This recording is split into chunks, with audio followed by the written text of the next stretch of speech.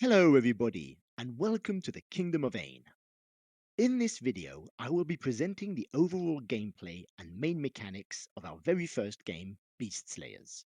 It's a game that can be played either in co-op, versus or solo, but regardless of the mode chosen, the mechanics and rules remain the same.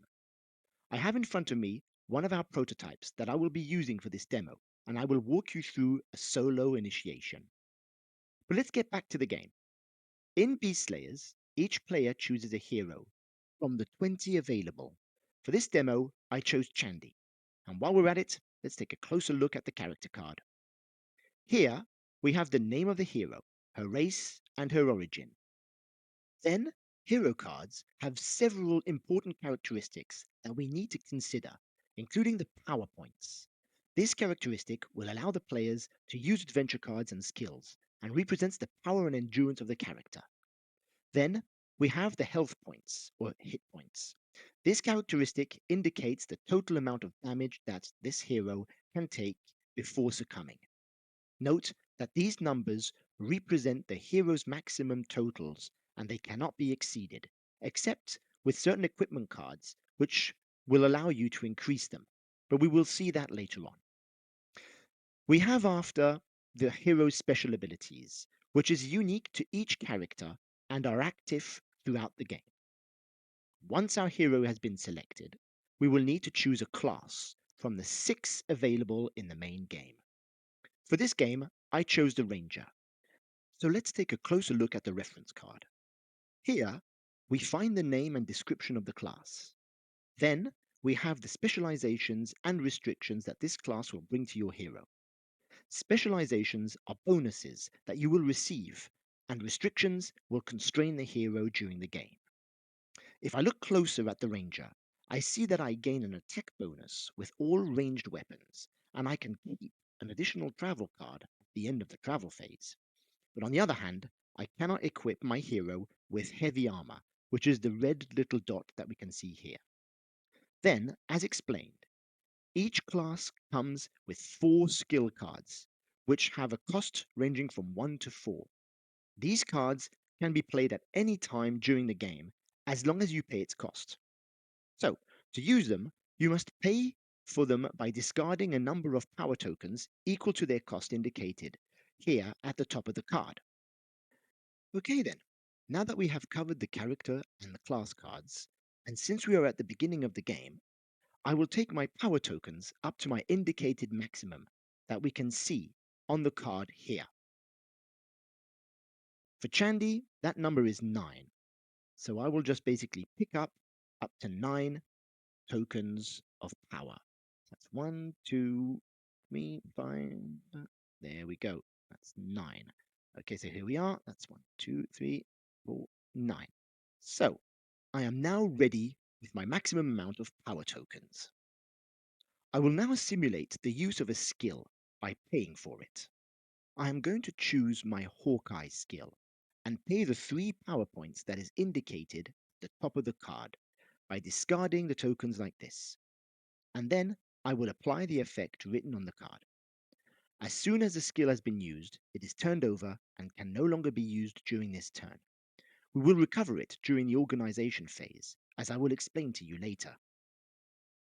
We are finally ready to go to the market and get our starting equipment. At the start of the game, each player receives 5 gold coins to use.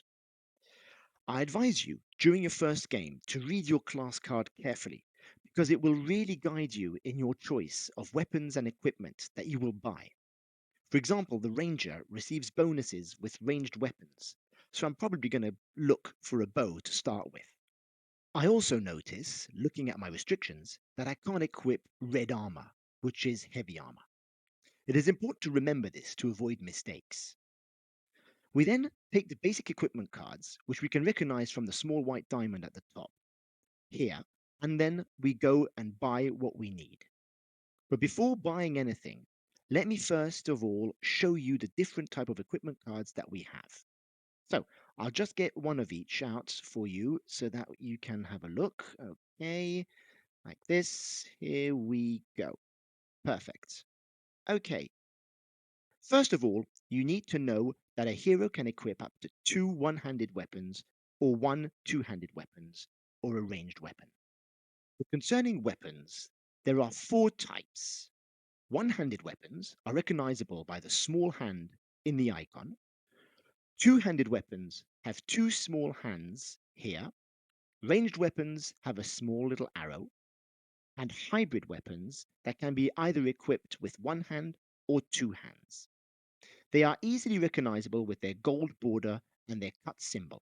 These weapons can be combined with a one-handed weapon, but in this case, only the top effect will be used. On the other hand, if the weapon is equipped with two hands, the two effects are combined. Then there's the equipment's color coding that we can see on each equipment card. This color represents the maneuverability and weight of the equipment, and it is this color that is taken into account when applying restrictions. If we look at each one, we can see that the light brown or beige color represents very light equipment that can be used by everyone. Blue equipment is maneuverable, and blue weapons can be used by everyone. But the armors are heavier and therefore restrict certain classes, such as the mage or the barbarian. Green equipment represents ranged weapons, and red equipment are much heavier and difficult to handle and require a certain amount of skill to use. That's why it is important to carefully look at your class card to see what type of equipment your hero can wear and use. If I look at my ranger again, we notice that I am restricted from wearing red armor, therefore heavy armor. On the other hand, my specializations tell me that I receive an attack bonus when I equip a green weapon, therefore a ranged weapon. But let's get back to our shopping. At the beginning of the game, every player receives 5 gold coins that he can use in the market to buy his starting equipment. So we take the starting equipment cards, which are recognizable, as I said earlier, with the white diamond on the top, and we take a look at what we can buy. Now, as you remember, my Ranger card allows me to get bonuses with ranged weapons, so it would be a shame not to take one. So I'll take this bow, and I will now pay the 3 gold coins like this. Go. And then I'm going to go and fetch some armor. So, what do we have here? Oh, I've got this leather band armor that I can use. Okay, so I'll just place it here and I'll pay for it. 2 gold coins, and now I have nothing left. Right. Now that I am equipped, let's take a closer look at my armor. We will look at our weapons in more details later on during the combat phase, so that it is easier for you to understand how to use them. But let's get back to this armor piece. If we take a closer look at it, this is one of a few equipment cards that can increase your hero's maximum health points, and in my case, passing Chandi's health points from 7 to 8. This is rather good for Chandi, as she does not have a lot of health points, so it will make her more resistant, and she will be able to take on more wounds during combat. Now that we are all set, we can head to the contract board and choose one. In a normal game, we set up the contract board with a number of contracts equal to the amount of players plus 2. But as I am playing a demo, I will just pick out the first one and prepare it to show you. First of all, each contract comes with a destination card that you will need to reach to find the monster you are tracking and kill it. So, let's take the top contract and place it here in front of me. Then, I take a destination card that I slide underneath the contract card like this, but just enough to be able to see the travel path and the site symbols. Then I take a monster card and slide it under the destination like this. This is now what we can call an active contract. Now, I will prepare my starting hand. Each player at this moment receives 4 adventure cards and 3 travel cards. It is important to note that this phase happens before any player chooses his contract, because your starting hand will influence your choice. For example, if you had received travel cards with forests or ruins, you would probably opt for a contract where the destination has these sites to speed up your travels, as I will explain later on. Or if you had an adventure card that would help you kill a certain type of monster, you might opt for that contract over another. In Beast Slayers, it is very important to know your cards, as they will help you all along the game, but especially at the beginning, as they will probably influence your choice of contract. Now that I am ready, I will take the contract and place it in front of me in this order, just like that. Now, before looking at the contract, I will present to you the adventure cards. If I look at my hand, I can see various type of cards that will act like strategy cards and that you will be able to play to your advantage during the game. You need to know that there are four type of adventure cards in Beast Slayers. The blue ones represent events that will happen during your adventure and can be played during your turn. Then you have the green ones. These represent objects that can be used only once and during your turn as well. The red ones, however, represent interruptions that can be played on other players during their turn to hinder them and their plans. And the last one are the quest cards that can be played during your turn instead of traveling. So, to be able to play these cards, you simply need to pay their cost in power tokens as you can see up here in the right corner, and then you apply the effect on the card. The text below is law-based and has no effect in the game. For the travel cards, however, I will show them to you later on during the travel phase. Now, let's look at the contract card a little closer. Contract cards have various information on them, and the first one is the region where it is found. Then we have the title and the story, and below the special rules, if any. So just give me a second so that I can find one with some special rules to show you. Okay, so here we go. Yeah, no. Okay, I got one. Okay, as you can see, these special rules appear in red below the story. These special rules will have various effects, like adding extra points to monsters' characteristics, or adding specific sites to the travel path, and can have many other rules indicated, but they will definitely need to be followed when setting up the contract. But for this initiation, I will just use a classic contract without special rules. Then we continue looking at the contract card and see below the rewards that the player will receive once he has completed this contract. In game terms, contract cards are here to mainly give you the story, the location, but also to show the rewards that you will collect when it's completed. So now that we are ready, we will be able to start the game. To do so, players will in turn pass through various game phases that I will present all along this initiation. At the beginning of the game, all the players start at the travel phase as they leave the town to track down their prey. It is during this phase that we will travel the dangerous lands of Ain and hunt the monster described in the story of the contract, and this will lead us to the destination where the beast is found. So, it is now the perfect moment for me to take the destination card and present it to you. If we look at the destination card more closely, we can see a series of sites that represent the travel path that we will need to achieve to reach our prey. The sites that we see here will need to be placed in order to be able to progress, and the player may place up to 4 sites maximum per turn. However, several adventure cards or skill cards, like the Ranger's Expert Tracker, for instance, will allow you to add additional sites, but 4 is the normal maximum for a turn. When traveling, players will need to place sites in order as seen in the travel path of the destination, and it is important to respect this. To do so, I will need to find them in the travel deck and place them down in the right order to progress. Then, if we continue looking at our card, we find below the name of the destination and the region where it is found. Then below that is the list of events that can happen to us during our travels. I will go into more details later on about these when we play the travel phase and once we have rolled the travel dice, so that we can see if something actually happens to us. Continuing to look at the card, at last below is the destination's lore, and that can be found here at the bottom for all to read. Okay, now that it's done, I'm going to set it back down and we're going to start the travel phase. So, during the travel phase, I will need to roll the travel dice. These will allow us to find the different sites that we need to progress on the travel path.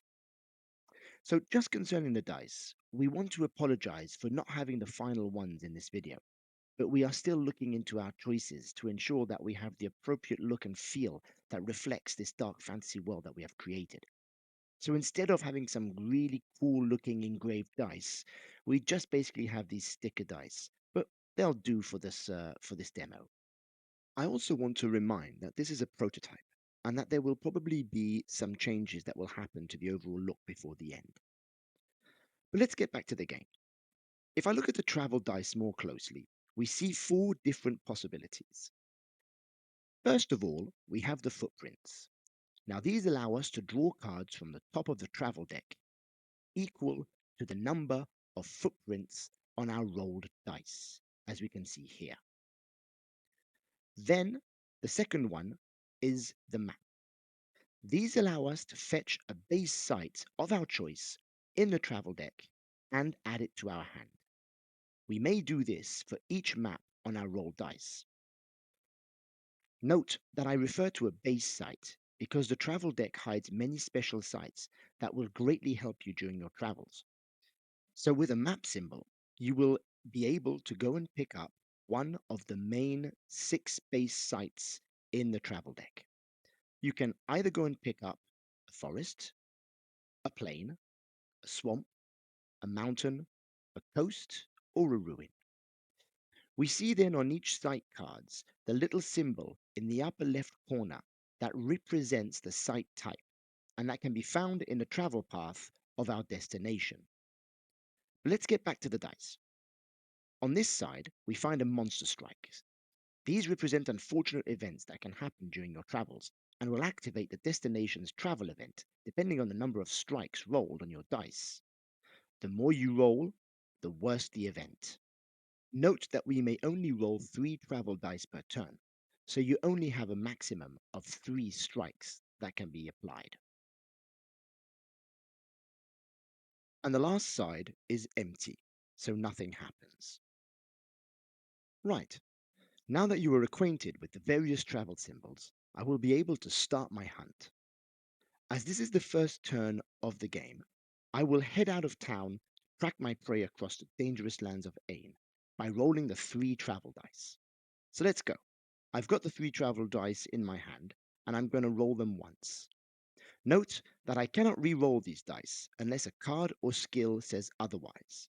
But let's see what our first roll is going to look like. Okay, here we go. Dice. Right, not too bad. I've got 1 monster strike and 2 footprints. So this is now my official first roll. As I can only roll these once and don't have anything allowing me to re-roll them again, I will now need to apply the result and see what happens.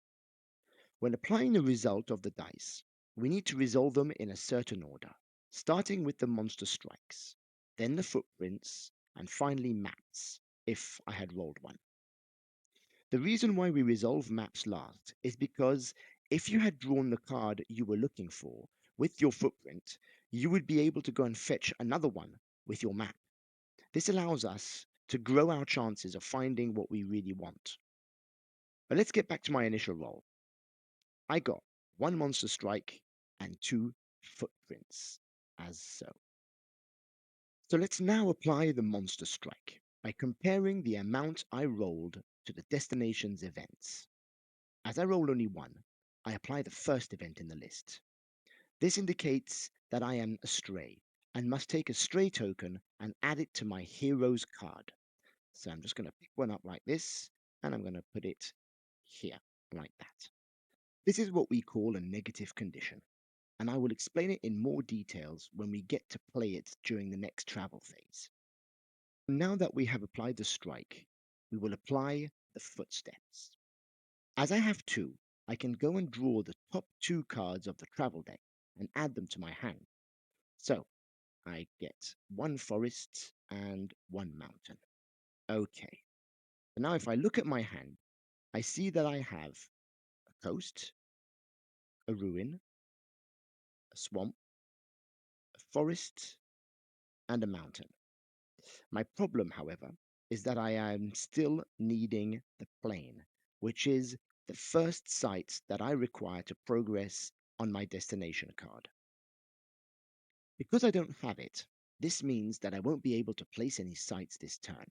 So I am a little bit stuck right now. But that doesn't matter. When this happens, I now have several options available to me.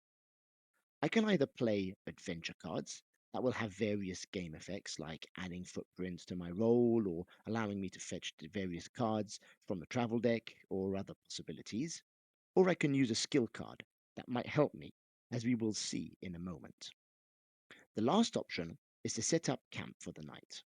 This will allow us to better prepare for the next turn, and it gives us two possibilities. The first one is to rest. This grants our hero a moment of respite and allows us to gain one power token up to our maximum, and also heal one wound if we had been wounded, which is not the case right now. The second possibility would be to explore our surroundings in search of information by scouting the area or chatting with locals to see if they have spotted the beast that I was hunting. Doing this will allow me to better organize my hand and increase my chances of finding what I need to progress. To represent this, I can either discard two sites that share the same type, if I had them, or discard three different sites and fetch a base site of my choice in the travel deck. But if I do this with my current hand, I will be discarding sites that I need for the next steps of my travel.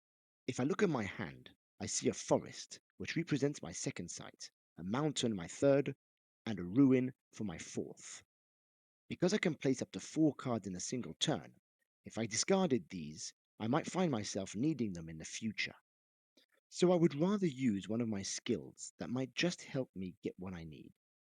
If I look at my Expert Tracker skill, I see that it allows me to draw the top card of the travel deck, hoping to find that plane that I need to progress, and also allows me to place an additional site this turn. So I could place 5 instead of 4. The cost to play this card is 2, but thanks to Chandy's ability, that reduces the cost to play the skill by 1. So it will only cost me 1 power token to play it. Okay, then I turn it over to show that it has been played. Then I apply it by drawing the top card of the travel deck, and I just get, oh, look at that! I've just got my plane! How lucky can that be? Wait, just what I needed. This means that I will be able to make a full stride this turn. As I did not set up camp, I can start placing my sites. Also important to note that when you set up the camp, you cannot place any sites during that turn. You either set up the camp and benefit from its available options, or you travel and place down sites. But because I got lucky, I'll be able to start placing my sites. So I place the plane down first, as it is the first site in my travel path. Then my forest, second, then the mountain, third, and the ruin in fourth. So if I had another forest, I could have put it down, thanks to the skill that I just played, allowing me to place 5 sites instead of 4. But that is sadly not the case here. But anyway, this ends my turn after a pretty good travel phase. And in a classic game, I would pass the dice to the next player to my left, and I would complete the organization phase. But as I am playing alone, I will keep the dice for myself, my precious, and I will resolve the organization phase anyway. Just to explain, this phase is a sort of cleanup of the current turn, where the players refresh their skill cards, and once done, the turn officially ends. Because I am playing solo, it is me to go again, and I start the new turn with the refresh phase. This phase only activates on the second turn of each player, and I start by recovering one power token up to my maximum and draw the top card of the adventure deck. I've just picked up this traveler card, which allows me to discard it to draw 2 adventure cards, and it costs 1 to play. It's pretty good, but I don't need it right now, so I'll keep it in my hand and continue my travels.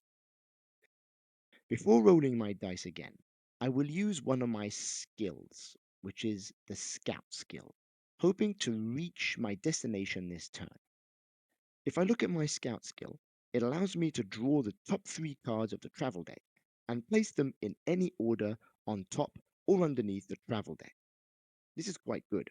It costs 1 to play, but thanks to Chandy's ability, it is free for me. That's pretty handy. So, I flip it over like this, and now I draw the first 3 cards of the travel deck and look at them. Okay, I know that I need a forest and a mountain to complete my travels, so if I check them here, I have exactly what I need. That is pretty good. What I'll do is that I'll place the forest on top, then my mountain, like this, and the swamp that I don't need, I'll just put it underneath the deck, like that. So now I know that the 2 cards I need are here. There is just one problem though. I have a stray token on my hero, and this indicates that I must discard it to roll 1 travel dice less this turn. So, due to me wandering around, I am now delayed, but I am hoping to roll at least 2 footprints to pick up the last 2 cards I need to complete my travel. Let's go. And what are we going to get? Roly poly. Give me footprints. And oh, look at that. Even better. 2 maps. So, the 2 maps would normally allow me to go into the deck and pick out 2 base sites of my choice. But because I know both the ones I need are here, I'll just take them and add them to my hand.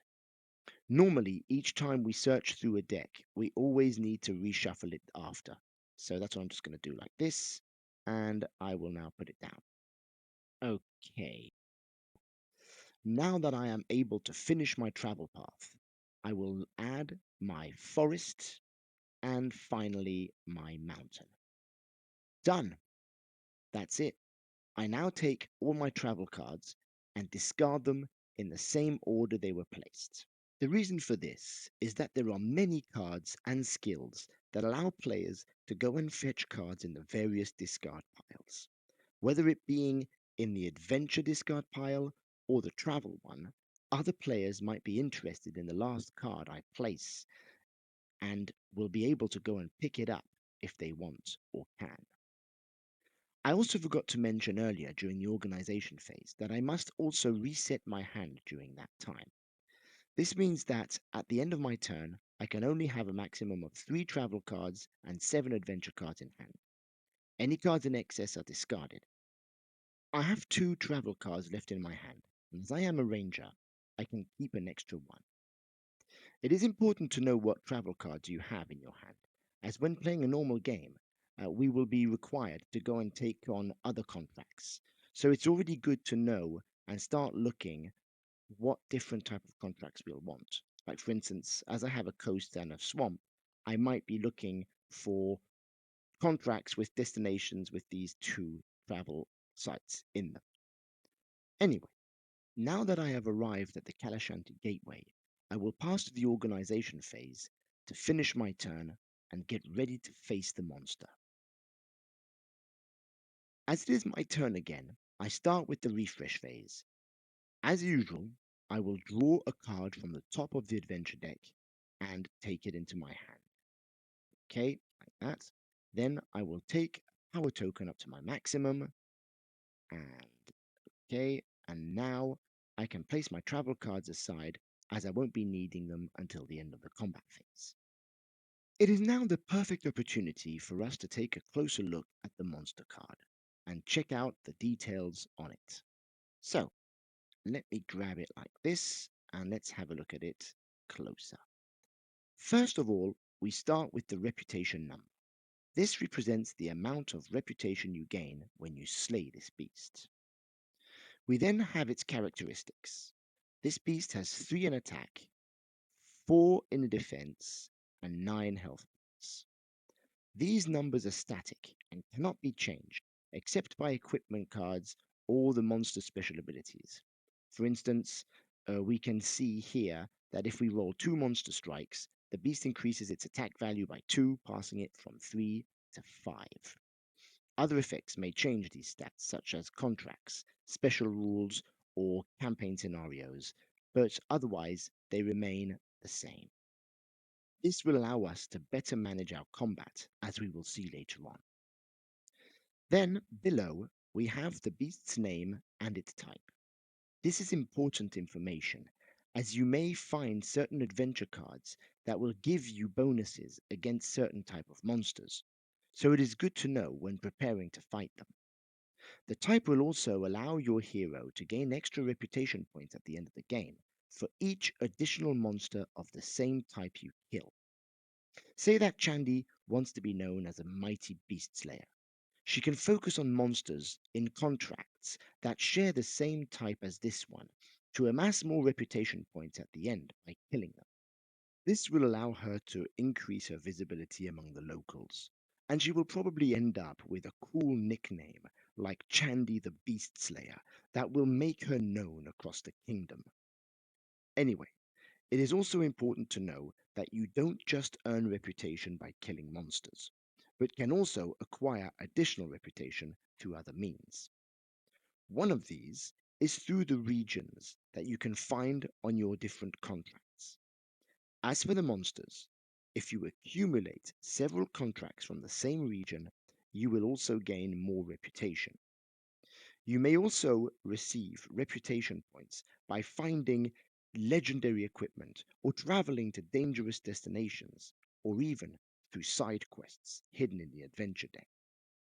But all these points are counted up at the end of the game, and the player with the most reputation wins. But let's get back to the card. Here you can find the monster's special abilities that will activate as for the destinations with monster strikes rolled. Then we have the reward for killing the monster, and below the lore for all that wish to read it. So now what I'll do, I'll just put it back and I will face it in a combat to the death. I will now take the 5 combat dice and roll them up to 3 times.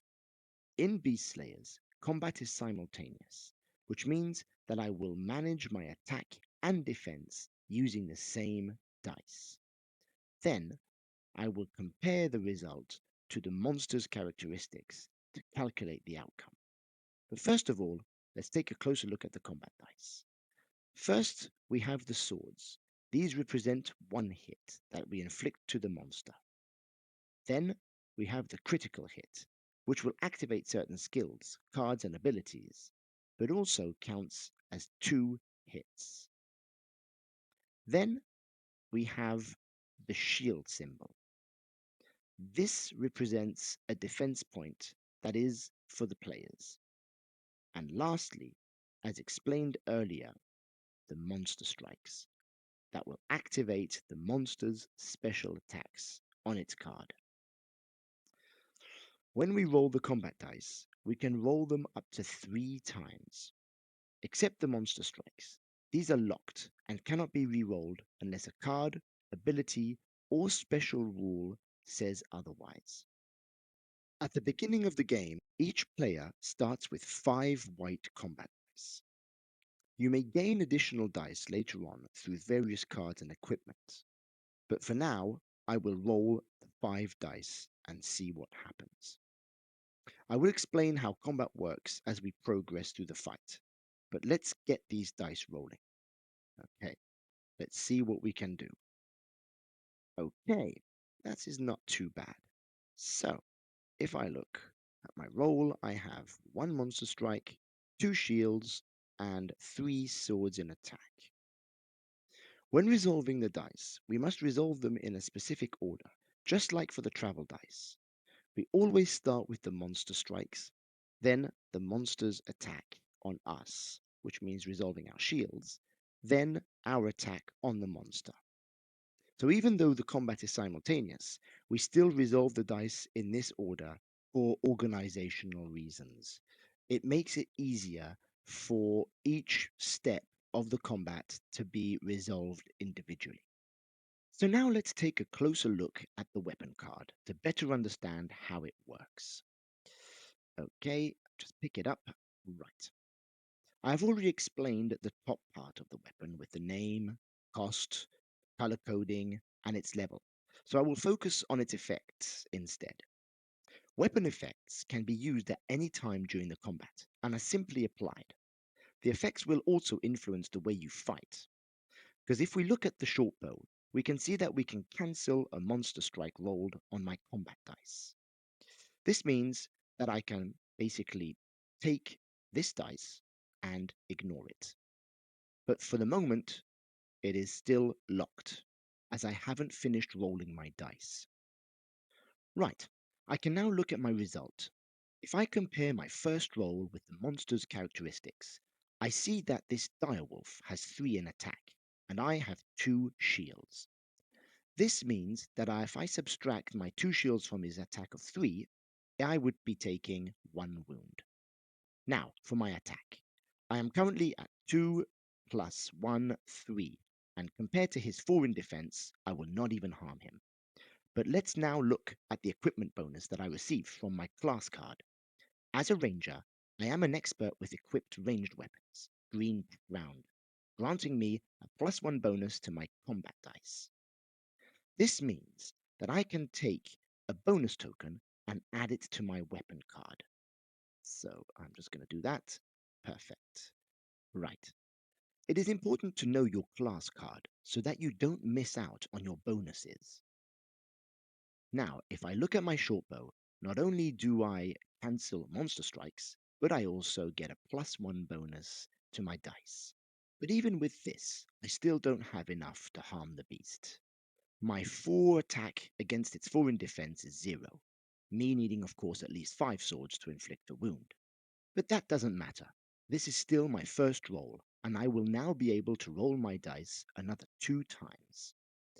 I really want to hurt the beast, and because this is the first round of combat, and that I don't have any wounds on me, I will keep my attack and re-roll my defense, hoping to get more swords.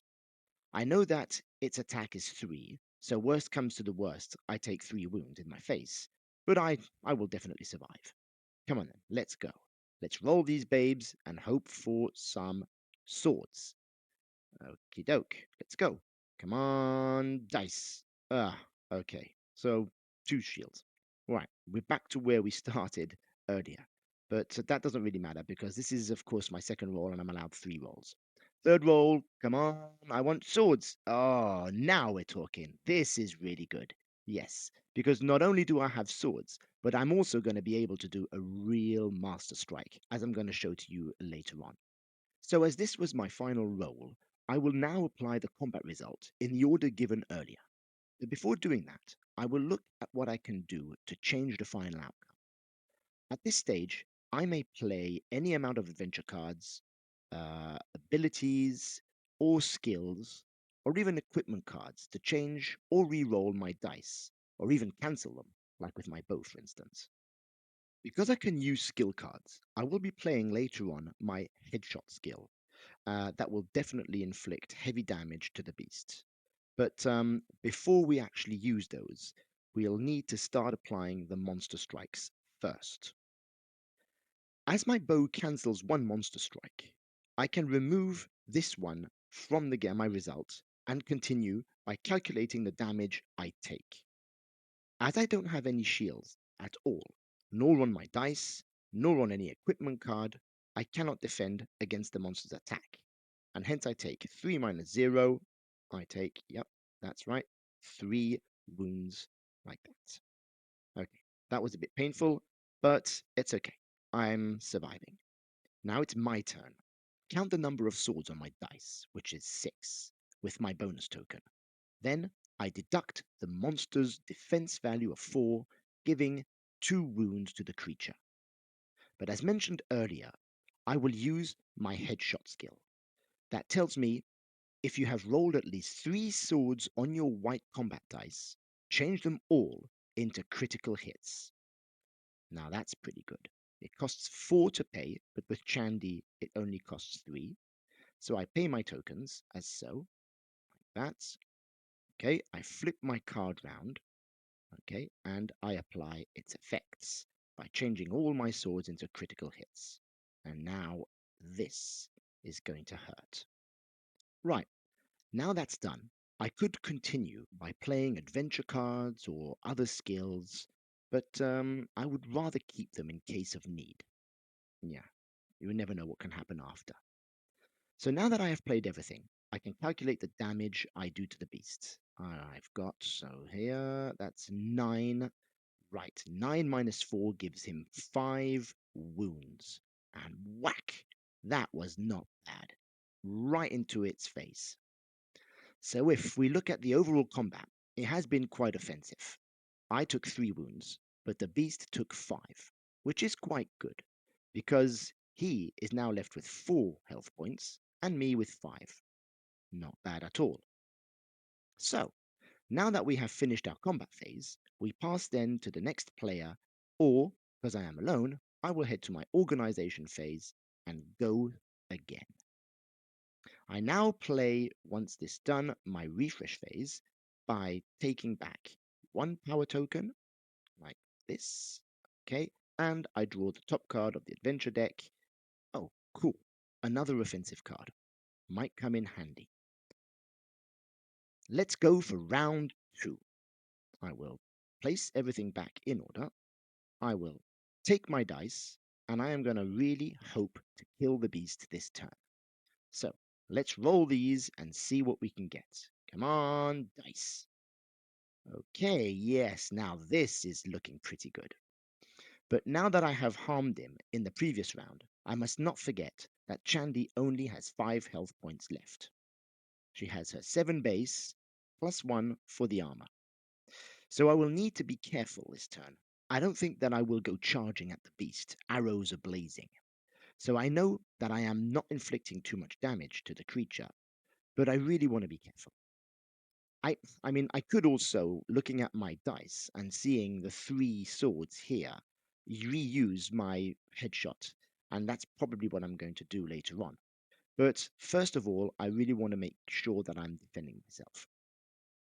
If I take a look at my adventure cards, I have a parry card here that I will pay for 1 power and I will apply it. So this allows me to add 1 shield to my dice. So I'll place it here like that I don't forget it. So you might have noticed that I am already playing cards. This is because I will not be re-rolling my dice again. I am quite satisfied with my result, and I don't want to take the risk of losing my defense or roll any monster strikes, especially when I'm pretty sure that I'm going to kill the beast at the end. So I'm going to play it safe and keep my 3 shields. As I don't have any monster strikes, I will resolve the monster's attack. If I take the monster's attack of 3 against my 3 defense, I come out unscathed. I discard this card, and that was pretty much a good defense. Now I will calculate my attack by yet again using my headshot skill. Okay, so I pay for it like this. Okay, then, okay, that's perfect, like that. And now I can change all my dice to critical hits as before. This is good. Okay, so now how much do I have? I'm at 2, 4, 6, 7. Minus 4 is 3. Oh, no, I'm 1 hit point missing. Damn it. Oh, shoot. Okay, yes. So I've put 3 on him. He's missing 1 hit point to be killed. So do I have anything? Oh, yes, I have. Perfect. Look. So in my adventure cards, I have this card called Massive Blow that will allow me to finish it off. The card tells me that if I have at least 1 critical hit on my dice, which is the case, I have 3, I can add 1 sword for each critical hit, giving me 3 extra hits. So I pay 2 to play it, leaving me with only 1 power token left. And now I have 2, 4, 6, 7, 8, 9, 10. Minus 4 is 6. This time, the beast is definitely killed, and I have won combat. Wow, that was a pretty good turn. So now that the beast is dead, I will be able to sever its head and take it back to town to show that I am not a bad beast slayer after all, and also collect my well earned rewards. But after all those emotions and scratches, the next step will be to spend a good night at the inn. But before heading there, I want to explain what would have happened if the beast had beaten me. When this happens, it is important to note that heroes never die. They can learn valuable lessons and come back another day.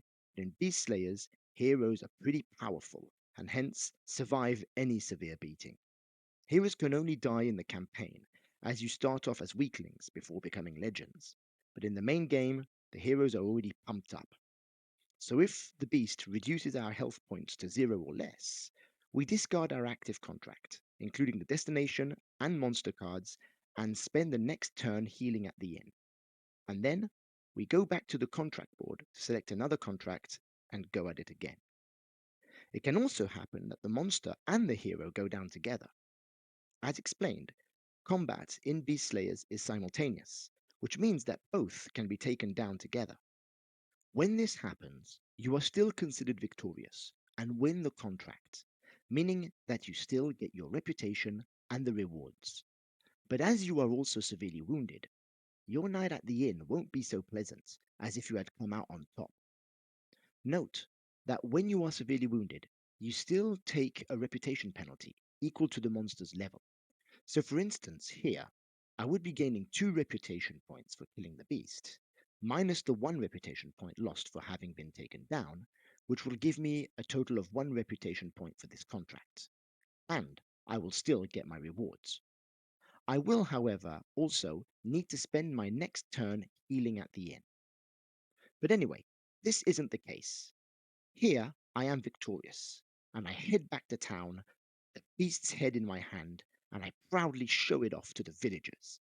Then I spend a good night at the inn by healing or taking a mix of 5 health tokens or power tokens. Here I want to get rid of my 3 wounds, so I remove them from my hero and take 2 power tokens.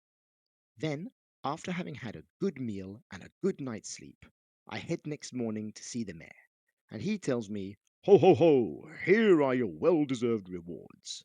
So now I look at the various cards for my rewards, starting with the reputation points for having killed the monster. Then I collect 2 gold coins, as seen on the monster's card. Thank you very much. And after, I look at my contract, and I see that I also get 1 equipment card. So, before taking my equipment card, I will put all these in my trophy zone near me like that. Okay, just here. Just give me a second. Cleaning up. Okay, there. This is just a reminder of what I have achieved and allows me to track my cards for extra points at the end. And now I will prepare the market. But before I do that, I will just draw the top card for my reward. And I will get, oh, cool, a helmet that I can equip as well. As a reminder, Rangers can't wear red equipment cards, which represents heavy armor. But this one is green, so all good. I place it on my head and already feel more secure. So now that all my rewards have been taken, I can go and spend some coins at the market. To set up the market, the first player to have finished his contract will set it up by placing 4 cards plus the number of players. As I am alone, I will draw 5 cards. Okie doke, so we get Greaves, nice helmet, a magic ring, another helmet, and a 2-handed sword. Awesome. If you look at the top of each card, there is a colored diamond that reflects the required level to be able to use it. The green ones can be used if you have killed 1 monster. The blue and magic purple can be used if you have killed 2 monsters. And the red ones, which are more rare and powerful, can be used once you have killed 3. So because I killed 1 monster, I can take any green card. However, I only have 2 gold coins, so I could buy this helmet for 2, but I am more interested in the leather pants. I also want to note that at the start of each player's market phase, they can choose a card in the market, discard it, and replace it with the top one of the deck. If there are any objects that you don't like, you can get rid of them, like this one, and I will take in its place, ooh, a serrated dagger. Nice. Okay, I would really like to take that card, but I don't have the required level to use it, and it's way out of my budget. But if I look at these cards, I am really interested in these pants. If I compare them with my leather banded armor, that increases my max health by 1, which is pretty good as well. But these pants cancel the first wound taken each turn instead. This is much better. So, I will take my leather armor and sell it for half its price. Given that it costs 2, I will receive 1 gold coin, then I'll discard it, and then I will be able to empty my pockets and buy these cool pants and hence wear them. Nice. So, once the market phase is over, we can head to the contract board, choose a new contract, and go hunting. In a classic game, this continues until a player has killed either 3 or 5 monsters, depending on the given target at the start of the game. Then, at that point, players count their reputation points to see who wins. This is really a classic game mode, but Beast Slayers offers other variants with different rules that will allow you to discover different gaming experiences. Also note that when playing solo or in co-op, you will be playing against the game itself, represented by other hunters, and your goal will be to have more reputation than them at the end of the given objective, which is either 3 or 5 contracts in the classic mode. So that's it. We have finally completed this initiation playthrough of Beast Slayers by taking on a contract, traveling to a destination, and killing a monster. There is, of course, plenty more to the game, but this was more to help you understand the base mechanics. Anyway, I really hope that you enjoyed it and that you are now in the mood to play the game. So this concludes the video, and we are hoping to bring out more later on. But until then, we want to thank you for having watched this video, and we hope to be back very soon. Farewell and good gaming.